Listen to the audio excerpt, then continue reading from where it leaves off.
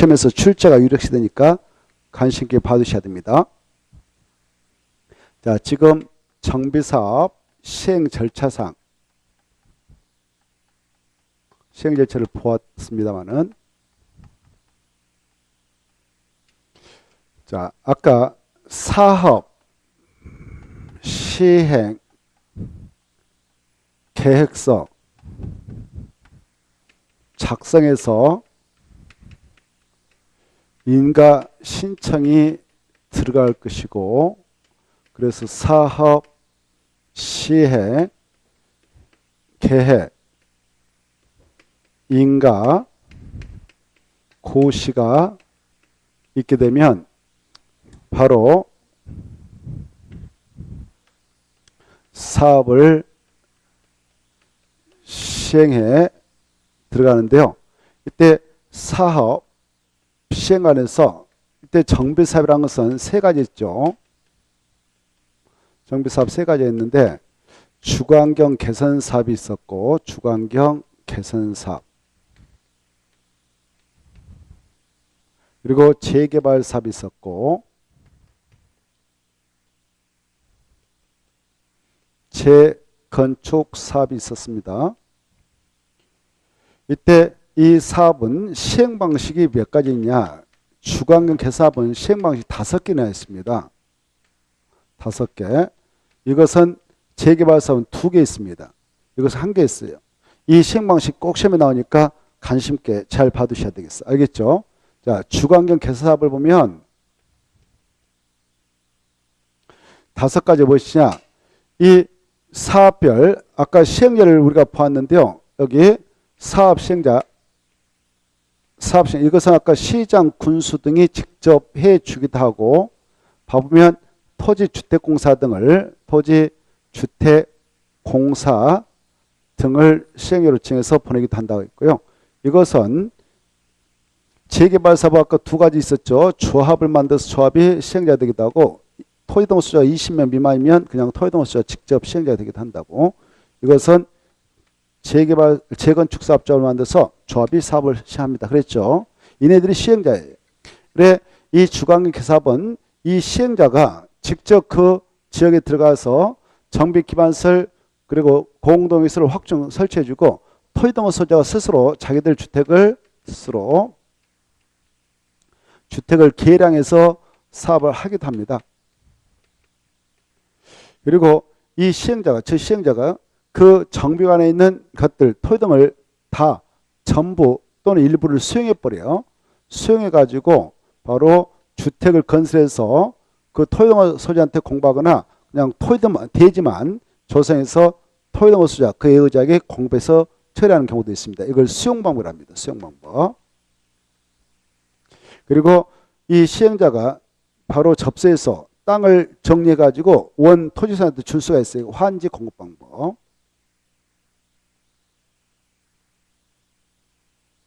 그리고 이 시행자가 그 사업장 안에 있는 토지동호 소유한테 분양받고 싶으면 분양 신청서 들어오세요. 우리가 정비사업을 통해서 아파트 건축해서 다시 분양해 주겠습니다. 다만 종전가 플러스 종전가하고 분양가를 상계해서 청산해서 정리합시다. 이렇게 할 수도 있어. 이걸 인가받은 관리처분에 따라 주택, 부대, 봉설, 건설 공급해 준다. 이렇게 해요. 그걸 약자로 관리처분 계획 방법을 합시다. 그리고 이상것을 섞어서 할 수 있어요. 이걸 혼용방법을 합니다. 이렇게 5가지가 있는데, 이 혼용방법은 이 위에 있는 4가지 중 2개 이상을 섞어서 하는 거예요. 이 혼용방법은 유일하게 주거환경 개선 사업에서만 인정한다. 이것도 아시고, 그 다음에 이 주거환경 개선 사업할 때는 인가받은 가치에 따라 주택, 부대, 봉설, 건설, 공헌한 법도 인정된다. 이거 아시고, 환지 공법도 인정됩니다. 나머지 읽어보시고. 근데 재개발 사업이라고 하는 것은 2가지가 있습니다만은, 일단 땅을 밀어서 정리해서 주는 환지 공급은 돼요. 그리고 그 사업장 안에 있는 토지동호 소유한테 분양시행 받아가지고 종전가 그리고 분양가 상계해서 청산해서 끝내는 방법인 관리처분 계획 방법도 됩니다.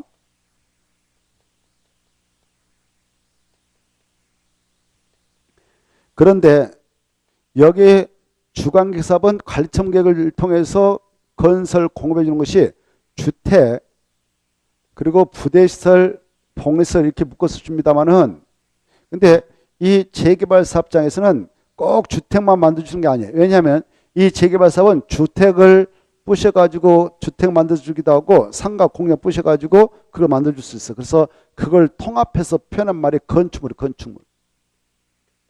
뭐라고요? 건축물. 그래서 건축물을 건설 공급한다. 이걸 꼭 체크해줘. 보고 계셔요? 뭘 준다고? 건축물이? 이걸 주의하시고 그 다음에 이제 재건축사업 보죠. 재건축사업은 오래된 공농택단지를 밀어가지고 다시 세우는 사업이니까 철거하고 땅만 밀어주는 그런 환지 공부는 절대 안 돼요. 바로 건물 부시고 다시 집을 줘서 분양해주는 그네들한테 분양해주는 관리 처분계만 돼요. 아주 중요하다. 관리 처분 계획 방법만 됩니다. 무슨 방법 안 되냐? 환지 공부 안 돼요. 꼭 아셔야 돼. 그래 이때 여기 보세요. 관리 처분계에 따라 이걸 뭘 건설해서 공급해 주냐? 여기 보세요. 이것은 주택 뿐만 아니라 오피스텔도 줘야 돼요. 오피스텔. 뭐 줘야 된다고? 오피스텔. 이게 중요하네. 네, 뭐 주택하고 부대시설, 복리시설 묶어서 당연히 주는 것은 당연하고 뭘 만들어서 줘도 된다? 오피스텔. 이게 중요해요. 이게 특징이에요. 근데 이 오피스텔은 어디에서 재건축 사업할 때만 인정하느냐? 여기요. 사람들 중 사무직에 많이 근무하고 있는 지역이 준주거적이요 상업적이라고 하는 땅이 있거든요. 그래서 이 지역에서 재건축 사업이 추진될 때는 오피스텔을 건설해서 공급해도 된다. 다만 그 물량은 전체 사업자가 만들어서 공급하는 물량의 바로 30% 이하만 허용하겠다 이거 아세요. 알겠죠? 찾았나요? 자, 거기까지 좀 봐두시고 중요합니다. 이 표에서는 꼭 한 문제 나온다 생각하시고 잘 정리를 해 두셔야 된다. 반드시 나온다 이렇게 생각하면 돼요. 그 다음에 이제 시행작가 했고 쭉 넘어가요. 쭉쭉쭉 넘어가셔서 넘어가면 바로 한참 넘어갔대요. 일단 이번 코스는 넘어가서 322페이지 322페이지 보면 시공자 선정이 나올 겁니다. 임대사업자 선정에서 1번 2번 꼭 알아주실 때요. 자, 이 시행자들이 있잖아요. 이 시행자들은 지네들이 사업을 할 때 사업병을 준비해서 사업을 주도하는 세력이 있긴 하나 지네들이 현장에 들어서 공사를 하진 않습니다. 아파트를 지는 경우 아파트를 시공하는 건 아니에요. 그래서 얘네들은 시공자를 선정합니다. 시공자. 뭘 선정한다고요? 시공자를 선정해요. 여기 봐봐. 대한민국에서 아파트 막 상가 공장을 지을 수 있는 시공 능력은 이네들한테만 인정해요. 건설산업기본법 따라 건설업 면을 가지고 있는 건설업자하고 주택법상 주택건설 대종사업 하겠다라고 국장한테 등록한 등록사업자라는 자가 있어요. 이런 자만 대한민국에서 시공능력이 인정됩니다. 그래서 이네들한테 공사 주기에서 시공료를 선정한다 그래. 시공자. 이때 시공자 선정 시기하고 선정 방법이 거기 나옵니다. 이걸 좀 체크해 두실 필요가 있어. 언제 시공을 선정하냐 체크합니다. 자, 가로 1번. 이 조합이 시행자였다. 여기 봐봐. 조합이 만약 시행자였다면 재개발사업조합, 재건축사업조합이 시행자였다. 본인이 시행자였다면 그때 그네들은 조합 설립 인가를 받은 후에 선정하는 거예요. 언제요? 조합 설립 인가를 받은 후. 거기다 체크. 조합 설립 인가를 받은 후 선정합니다. 찾았나요? 그런데 2번 봐봐. 만약 이 친구요. 여기 봐봐요. 이 친구요. 여기 봐봐. 재개발 사업을 조합 안 만들고 토지동소유자 직접 하는 경우도 있어. 그때는 조합 설립 인가를 받을 일이 없잖아요. 그래서 조합 설립 인가를 받은 후가 아니라 여기요. 사업 시행계획 인가를 받은 후에 이때 선정합니다. 네. 자, 아까 우리가 쭉 절차를 봤는데 여기 봐봐요. 이 조합 설립 인가 받고 아까 늦어도 이거 사업을 하고자 사업 시행계획서 작성 인가 신청하려면 아까 인가 받고 나서 최소한도 3년에 들어가라 아까 인가 했잖아요. 그때 조합은 설립 인가를 받은 후 시공으로 선정하는 거예요. 이때 그래. 그리고 토지동거 수자는 사업 시행 계획 인가를 받은 후 이때 선정하는 것이고 차이가 있어. 그러면 이 조합이 이런 시공료를 선정한다. 그때 방법은 어떻게 하느냐? 이 업자들 있잖아요. 업자들 선정할 때 경쟁입찰로 해요. 경쟁입찰. 뭘로 한다고? 경쟁입찰. 그렇게 나와 있어요. 경쟁입찰 또는 2회 이상 유찰되면 수의계약을 한다. 찾았나요? 그것도 조합총회에서 선정합니다. 근데 조합원이 100명 이하인 정비사업은 조합총회에서 정관으로 제멋대로 선정할 수도 있어. 굳이 경쟁입찰로 안 해도 된다 그 말입니다. 2번 중에 이 토지동호 수조가 재개발 사업할 때는 사업시행계획 인가를 받은 후 귀하기 정함에 따라 이게 중요해. 귀하에 따라 합니다. 지네들 만든 자치계약이 있어. 지네들 만든 자치계약이 있어. 자치계약대로 하지 경쟁입찰 방법을 통해 그렇게 시험에 나와서 그럼 틀려.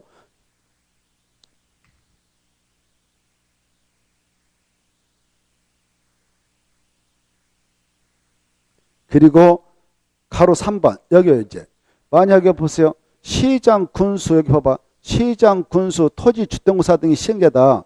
얘네들이 시행자할 때는 바로 언제 시공료를 선자냐 이업자들 선자냐 거기 사업 시행자 지정고시 어디 있냐면은 저 한 넷째 줄 다섯째 줄 봐봐.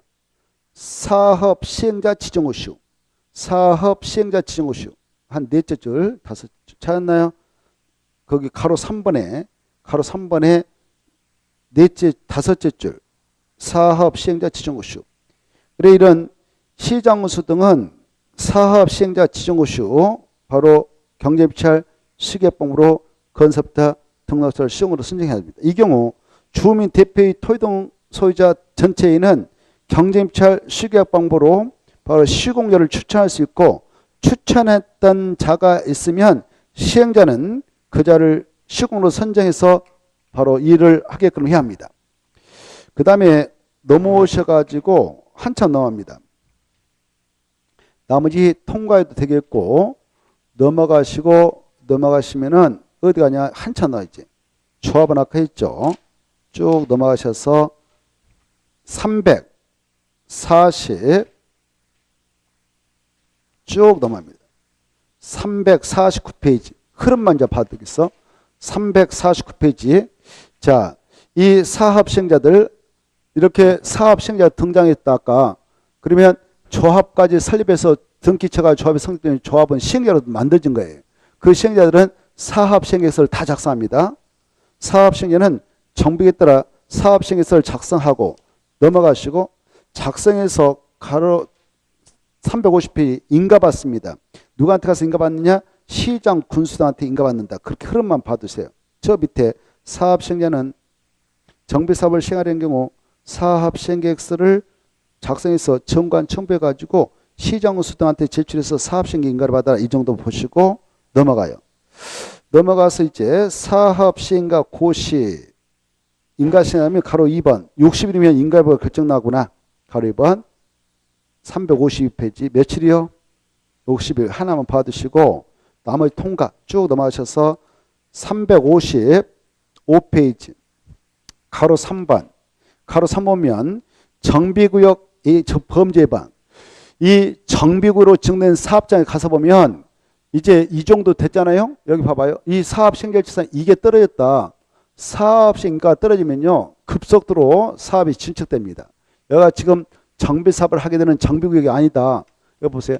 정비구역 아니다. 여기가 정비구역 아니면 여기 살고 있는 사람들 이삿짐 싸가지고 다 대부분 나갑니다. 왜냐하면은 여기 봐봐요. 사업시행가 이 사업시행결제상 사업시행가 고시가 있는 날 이날을 기준해서 A집이다 B집이다 C집이다 그러면 이 정전토지 건축물이 정전토지 건축물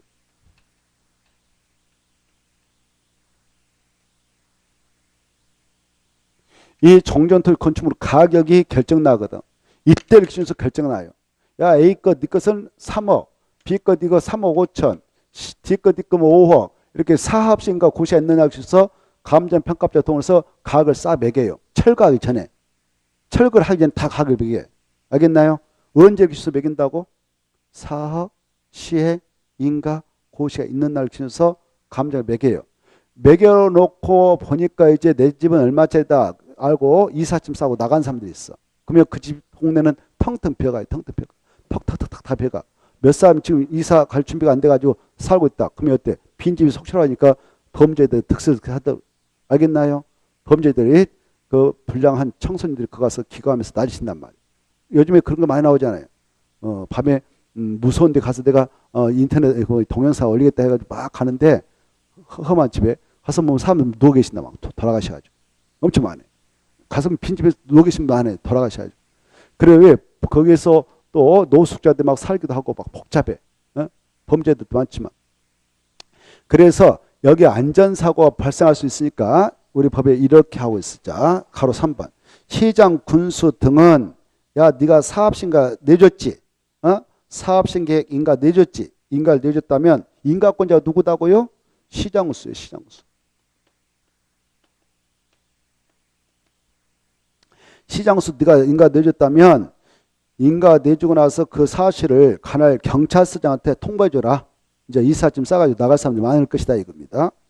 그리고 시장수 등은 사업신계획 인가를 한 경우 정비구역 내 주민 안전 등을 위하여 순찰 강화, 순찰 추소 설치 등 범죄 예방을 위해 필요한 시설 설치 관리 이런 것들을 관할 지방경찰서장, 경찰서장한테 요청할 수 있다 이렇게 하십시오. 뭐가 있고 나서 사업, 시행, 계획, 인가가 있고 나서 그 다음 이제 가로 4번에 1번도 시험이 잘 나오는데 가로 1번 보면 시장, 군수 등은 이렇게 여기 사업을 하려는 시행자 중 지정개발자라는 친구가 있어. 지정개발자.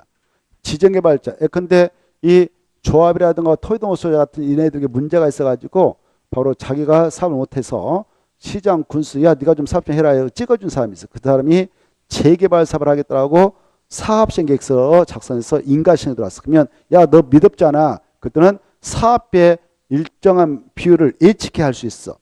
그게 중요하거든요. 바로 1번. 시장수 등은 재개발했다 체크. 재개발 사업의 사업시행계획 인가를 하는 경우 사업 시행자가 지정개발자다. 지정개발자일 때는 사업비의 20%를 미리 예측할 수 있다 이렇게 받으십시오. 예측된 이 예치금은 바로 이 지정개발자가 사업을 원만하게 다 끝내가지고 청산금 체크까지 끝냈다. 그러면 다시 반환해줍니다. 사업을 완벽하게 깨끗하게 끝냈다면 바로 그 예치금은 반환해주죠. 그 다음에 넘어가시고 한참 넘어가면은 357페이지 350페이지 자 이렇게 이제 사업시행인가 고시 들으면 종전가는 확정돼. 종전가는 확정되니까 바로 이 사업을 시행해 들어가게 될 때에 사업을 시행해 들어갈 때 바로 이 안에 있는 자들한테 분양을 신청하도록 이 시행자가 바로 사업을 이제 본격화하기 전에 여기 있는 토지동호수한테 야 너네들 분양 시행하려면 분양해라 라고 개별적으로 통지해 줍니다. 통지해 줄 때 야 니 거 종전가 얼마 했다. 사업 시행 계획 인가 고시가 있는 학생에서 니 것은 3억 니 것은 3억 5천 이렇게 종전가를 알려주고 너네들이 만약 분양 시행하면 우리가 정비 사업을 통해 싹 밀어버리고 사업장 다 접수해서 여기다 아파트면 아파트 새로 우리가 건축할 건데 이렇게 건축해서 30평짜리 분양가 다 3억으로 맞춰가지고 분양을 할 것이다. 3억으로. 그래서 너네들이 3억 못된 사람들 얼마씩 내야 된다 이런 걸 싹 개별적으로 통지해줘요. 그 시기가 사업시행인가 고시했는 날부터 며칠에 이렇게 분양 신청하도록 토지동호소한테 통지를 해주냐. 그 수치가 바로 357페이지 나옵니다. 체크해. 며칠이요? 120일. 그때 사업시행은 사업시행계획 인가 고시가 있는 날부터 바로 120일 내에 박스 안에 있는 내용 1번 분양 대상점을 종전토지 건축물로 그 명세하고 사업시행계획 인가 고시가 있는 날 기준한 가격 이걸 약주로 종전가 이렇게 써봐. 박스 앞에 1번 앞에다 종전가 이거 종전가라고요. 종전가 종전에 A 거 얼마 했다 이거 약적으로 종전가라고. 종전가 약적으로 뭐라고 한다고? 종전가. 이해하기 좋게 종전가 네거 얼마짜리 했다. 그리고 2번 봐봐. 분양 대상을 분담금 추상. 야 너는 얼마 만약 분양 시행한다면 네가 3억짜리 분양받을 때 너는 안 내도 돼. 그리고 1억짜리 가지고 있는 자는 2억 내야 돼. 이렇게 분담금 내역도 알려줘요. 2번은 분양가 이렇게. 2번은 분양가. 그리고 분양청 기간 이런 것들을 알려줍니다. 이런 것도 알려줘. 그 상세한 내용을 다 알려줘요. 그거 뭐 참고로 읽어보시고 이런 것들을 며칠에 알려주는가? 120일 이내 이렇게 120일 이내 이렇게 통지해 줍니다. 알아주시고, 그 다음에 이제 이 내용을 일반인한테 또 알려주기 위해서 일간 시험에다 공고해. 이걸 분양 공고라고. 분양 공고. 분양 공고. 이때 분양 신청하도록 토지동호수한테 통지할 때는 아까 종전가, 분양가, 분양 신청 기간 이런 거 다 알려준다고 그랬지 아까. 분양 신청 기간. 여기 봐보세요. 이 분양 신청 기간도 정해서 알려주는데 이 분양 신청 기간은 이 아까 시행자가 이 분양 신청하도록 토지동호수한테 통지한 날부터 30일 이상 60일에 포함해서 결정해서 알려줘요. 제일 밑에 줄. 분양 신청 기간은 토지동호수한테 통지한 날부터 통지 앞에다가 토지 등 소유자에게 이렇게 써놔요. 토지 등 소유자에게 통지한 날부터 그게 중에 토지동호수한테 통지한 날부터지 사업시행계획 인가 고시가 있는 날부터 그럼 틀리겠어요? 사업시행계획 인가 고시가 있는 날부터 30일이 아니라 통지한 날부터 30일 이상 60일에 보내서 분양신청 기간을 정해서 알려줍니다. 이 기간이 여의치 않으면 20일 연장할 수가 있어요. 20일 한 차례만 연장할 수 있다고 봐두시고, 자 그리고 이제 분양신청 기간이 정해지면 손 봐봐요. 사업시행자는 분양신청 기간 종료 후 바로 그건 통과해 되겠고 쭉 내려가셔서 가로 2번으로 내려가 봐요. 제일 밑으로 내려가셔서 바로 1번 대지 또는 건축물에 대한 분양을 받으려는 토지동호수자는 분양신청 기간 이내에 바로 대지 또는 건축물에 대한 분양 신청을 해야 됩니다. 그거 하나 봐두시고 1번 제일 밑에 동그라미 1번 언제까지 분양 시간이냐? 분양 신청 기간 이내.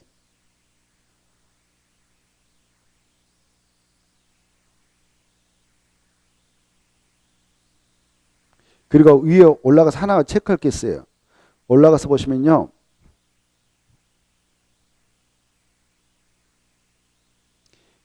특례 신설 봐봐요. 특례 신설. 투기 과일주구에서 분양시청 기간, 분양시청 제한기간 있죠. 투기 과일주구 정비사업에서 관리처분에 따라 조합원, 분양분, 분양 대상자 또는 비조합원의 일반 분양분, 일반 분양 대상자의 분양 대상자 및 그 세대 소관자는 바로 일반 분양분은 분양 대상자 선정일로부터 몇 년 이내에는 투기 과일주구에서 정비사업에서 분양시청을 할 수 없는가? 5년. 이 수치 알았어요? 이미 정비사업 할 때 하나 분양받아간 친구가 있어. 근데 몽땅 여기저기 투자해놔가지고 5년도 안 됐는데 또 신청하려고 그러면 안 받아줍니다. 이미 한번 받아간 날로부터 분양 받아간 날부터 몇 년에 다시 시작하면 받아주지 않는다고? 5년. 다만 상속, 결혼, 이혼으로 이 재개발, 재건축 이런 조합원 자격을 취득했다면 그때는 분양신청할 수 있습니다. 상속과 결혼과 이혼으로 조합원 자격을 취득한 경우에는 아직 5년이 지나지 않았다 하더라도 분양신청할 수 있는 자격이 주어진다. 이렇게 받으시고, 그 다음에 오른쪽도 모셔서 2번 만약 이 기간 내에 분양신청을 하지 아니한 자, 박스 봐봐 오른쪽에 분양신청 기간 종료 전에 분양신청을 처리한 자, 그리고 아까 투기 과일주구에 5년이 지나지 않아서 분양신청할 수 없었던 자, 그리고 신청을 했지만 시행자가 기준에 미달되다 해서 인가된 관리점에 따라 분양 대상 제한 자, 이 4명에게는 어떻게 하느냐? 바로 손실보상해서 줍니다. 그 집값 땅값 준다 그 말입니다. 그때 절차는 동그라미 1번 2번이에요. 사업시행에는 관리처분 인가 고시가 된 다음 날부터 90일 내에 박스에 있는 자하고 손실보상 협의를 하고, 다만 그 시행자는 분양시청 기간 종료일 다음 날부터 협의를 시작해도 됩니다. 그리고 2번 이 관리처분 인가 고시가 된 다음 날부터 90일 내에 협의가 성립되지 않으면 그 기간 만료 다음 날부터 60일 내에 재결 신청을 수용 재결을 신청하거나 매도 청구 소송을 제기하면 됩니다. 그래서 처리하면 돼요. 그 정도 보시고 넘어가서 보시면 360페이지 이제 이 분양신청 기간이 다 종료됐다 그러면 오늘로서 딱 끝났다 합시다. 다 끝나면 분양신청 현황이 나옵니다. 분양신청 현황이 나올 거랍니다. 이 현황을 기초로 해서 분양을 해줘야 한 계획서를 만드는데 이 계획을 관리 처분 계획이랍니다. 지금 우리는 무슨 방식을 적용하는 사업장일 때를 전제하고 들어가느냐? 이거요. 관리처분 계획. 이 방법을 적용한 사업장일 때 지금 이 절차를 생각하면 돼요. 알겠죠? 근데요, 이 정비법은 이 방법을 선택해서 사업할 때를 가정해서 절차가 규정되어 있어. 알겠죠? 무슨 방법? 관리청객 방법. 자, 그래 지금 관리청객을 적용해서 사업을 하고 있는 사업자일 때는 이런 절차에 의해서 전개됩니다. 자, 이때 관리청객을 수립할 때 법에서 요구하는 내용을 꼭 포함해서 수립합니다. 그러면 어떤 내용을 포함하느냐, 이 내용을 여러분 아셔야 돼요. 360페이지 박스와 같아. 가로 1번 보면 사업시행은 분양시행 기간이 종료되면 분양시행 현황을 기출해서 다음사항 박스 안에 있는 1번부터 8번까지는 꼭 읽어두셔야 돼요.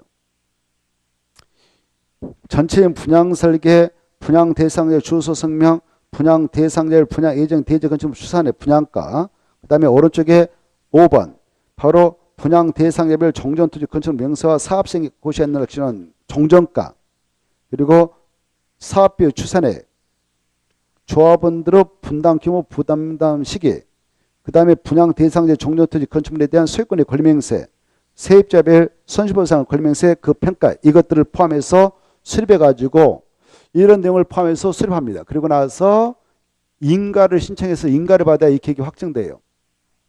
이때 시행자가 이걸 수립했잖아요.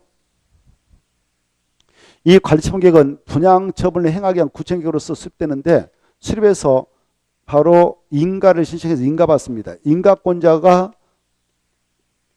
시장수 등이에요. 정비법에서 인가권은 모두 다 관할 시장수가 행사하고 있습니다. 다시 왼쪽 봐봐요. 360페이지 그 박스에 보면 관리청객을 수립해서 시장수한테 인가받아야 된다. 관리청객을 변경 중에 폐지할 때도 또한 같다. 이렇게 받으시고 누구한테 인가받는다고요? 시장. 이것이 한번 시험에 나왔어요. 시도사라고 나왔어요. 그럼 틀리겠어요? 시장수당한테 인가받습니다. 인가 신청에 봐봐요. 인가 신청을 오늘 하러 간다 합시다. 그러면 바로 가는 거 아니에요. 분양 신청했던 토지등 소유자 중 탈루돼 갈 수 있어. 시행자 착오예요. 시행자 잘못해 가지고. 그래서 인가를 신청하기 전에 그 관련 서류를 토지등 소유자한테 야 너네들 뭐 잘못된 거 있는 거 한번 봐봐라. 인가 신청에 미리 30일 이상 공개 열람을 시켜 공람시켜서 의견 드려요. 며칠사? 30일사. 그 내용이 한 장 넘어가면 나와요. 이런 거 보지 말고 한 장 넘어가 보세요.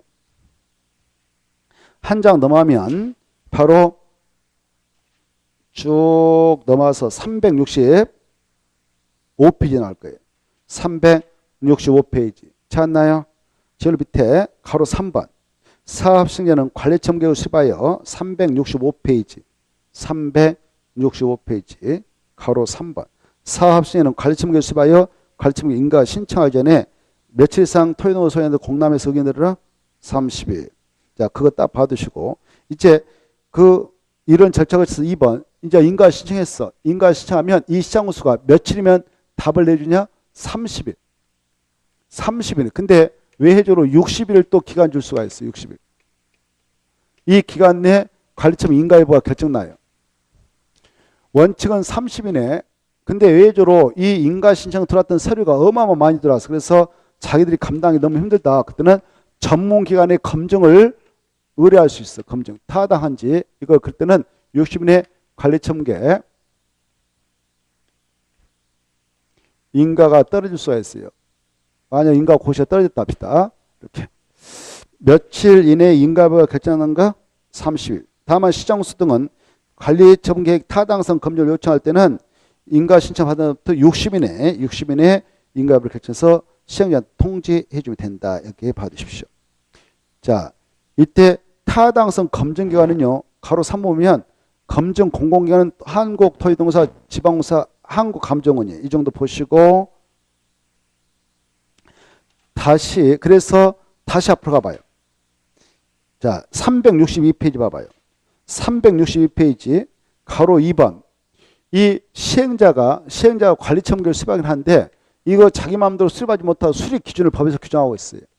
알겠나요? 수립 기준은 1번, 2번, 3번, 4번, 5번, 6번, 7번 이거 좀 잘 읽어두셔요. 그것다 체크해가지고 수시로 읽어두셔야 돼요. 그 중에 3번 하나 볼까요? 너무 좁은 토지, 너무 좁은 건축물이나 정비구 지정 후 분할된 토지를 취득한 자는 현금으로 청산도 할 말 없습니다. 분양 대상을 빼버릴 수가 있어요. 그리고 5번 분양 설계에 대한 계획은 바로 분양 지정 기간이 만료된 날 기준으로 하면 됩니다. 그리고 6번째 한 세대 한 명이 하나 이상의 주택 또는 토지를 소유하고 있는 경우 1주택을 공급하도록 해야 되지 2개, 3개, 4개 주면 안 돼요. 같은 세대에 소가전 2명 이상의 1주택, 1토지를 공유하고 있어도 1주택만 공급하도록 해야 합니다. 그러나 7번에 가나다라는 외해, 특례. 그것도 써놔요. 6번이 원칙이고 7번에 가나다라가 외해다. 그래 1주택만 주도록 해야 하는 것이 원칙이에요. 1주택만 주도록 해야 하는 것이 원칙인데 외해주로 가나다라가 있습니다. 가보면 2명 이상 1토지를 공유하고 있는 것을 써서 시도 조례로 조례따동함이 조례로 주택 공급을 따로 정하고 있는 경우에는 시도 조례로 정함에 따라 주택을 공유할 수도 있습니다. 토지를 공유하고 있을 때입니다. 1토지입니다. 1토지를 공유할 때 그렇습니다. 그 다음에 오른쪽에 세 가지 경우에는 토지동 소유자에게 소유한 주택수만 공급해도 괜찮아요. 1, 2, 3. 국가, 지자체, 토지동사 등 근로자의 숙소 기숙사 용도로 가지고 있는 자들. 특히 과밀역적 원역에 위치하지 않는 재건축 사업 후 토지동 소유에게도 가능합니다만은 투기 과유라든가 주택법상 조정 대상지역들은 1주택만 줘야 됩니다. 1대. 그 다음에 다번 분양 대상자별 정전토지 건축물로 사합시행과 고시했느냐 기준한 가격. 이걸 종전가라고 그래요. 종전가의 범위. 종전가의 범위는 최고 종전의 또 주거 전용면적 범위. 종전가라든가 종전의 주거 전용면적 범위에서는 2주택까지 공급을 할 수 있는데 그중 한 주택은 소형이 60제곱미터를 해야 되고 60제곱미터짜리는 바로 3년의 전매전을 받습니다. 그리고 라번 과밀역적 원역에 위치한 재건축 사업의 경우는 토지동 소유자가 소유한 주택수의 범위 내에서 최고 몇 주택까지 줘도 되냐? 3주택까지. 다만 투기 과주 조정 대상지에서는 바로 1주택만 주도록 해야 합니다. 자, 넘어가 보시고 쭉 넘어가셔서 368쪽을 보겠습니다. 368쪽을 보시면 기존 건축물 철거 나와 있죠. 이렇게 만약 관리처분 인가 고시가 떨어지면 이 계획대로 사업 끝내고 분양 처분을 해도 된다는 것입니다. 이렇게 인가 고시가 떨어지면 법적으로 어떤 효과가 발생하냐면은 바로 기존 건축물 그리고 그 안에 있는 토지 사용수익이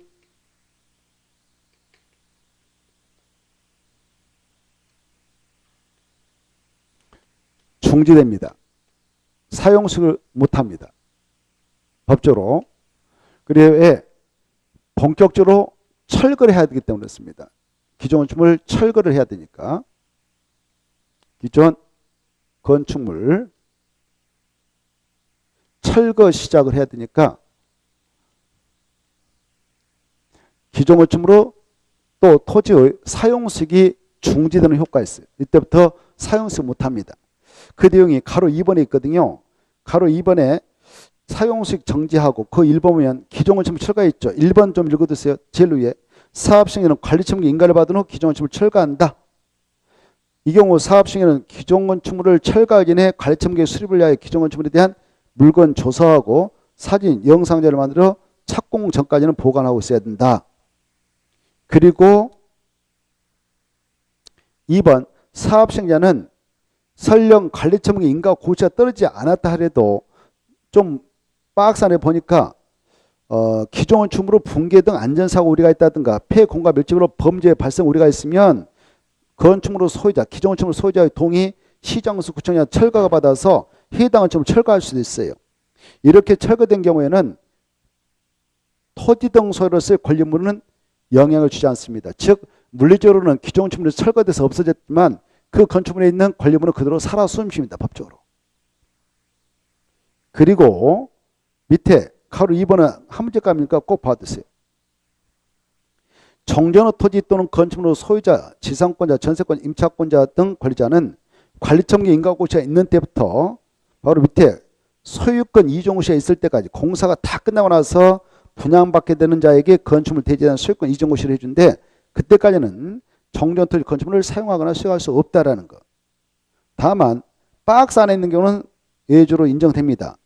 사업시행자한테 동의받았다든가 손실보상이 완료되지 아니한 권리자일 때는 이 기간 중에도 사용수익 법적으로 외주로 허용됩니다.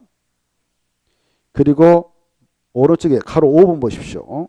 가로 5번면 정비사업 시행으로 조성된 대지건축물은 반드시 무슨 계획에 따라 처분과 관리가 이루어지든가 관리처분 계획 중요하고, 또 밑에 사업 시행에는 정비사업 시행으로 건설된 건축물을 인가받은 무슨 계획에 따라 토지노선한테 꼭 공급해야 되는가 관리처분 계획 꼭 받으세요. 넘어가시고, 자 쭉쭉 넘어가시면 한참 넘어가도 되겠네요. 이제 375페이지 375페이지 보면은 이제 이 인가 고시가 떨어졌고 기존건축을 철거했고 기존건축을 철거했습니다. 그래가지고 대지 만들었고 여기다 건축물 다시 신축했습니다. 아파트면 아파트. 공사 완료됐습니다.